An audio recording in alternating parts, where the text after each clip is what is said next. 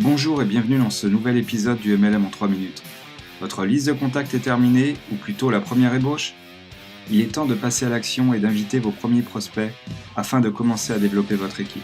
Tout d'abord, vous devez comprendre l'attitude à avoir face à vos prospects. Il ne va surtout pas falloir essayer de les convaincre, mais de se comporter plutôt comme un consultant qui propose des solutions face à un problème. Donc créez des liens en s'intéressant sincèrement à la personne.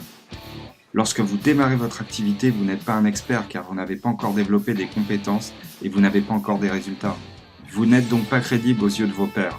Il va donc falloir transférer cette crédibilité vers un professionnel qui a déjà de la réussite en organisant un tête-à-tête par exemple, ou bien utiliser des outils d'information, ou encore mieux un événement de groupe, tel qu'une présentation d'affaires ou une formation.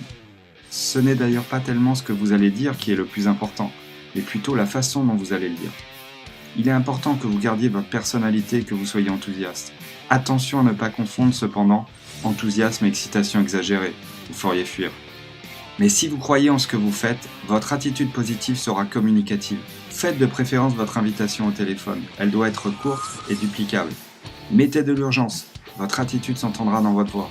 Pour les personnes de votre liste qui vous connaissent bien, proposez-leur de rencontrer un entrepreneur ou quelqu'un qui a réussi, afin d'avoir une information sur une nouvelle activité prometteuse.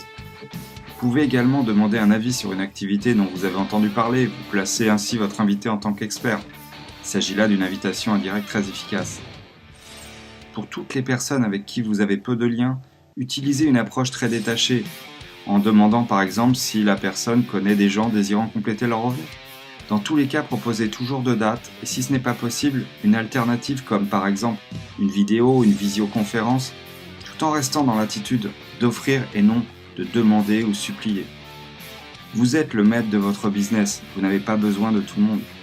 Les personnes positives, ouvertes d'esprit, ambitieuses, se reconnaîtront dans votre invitation.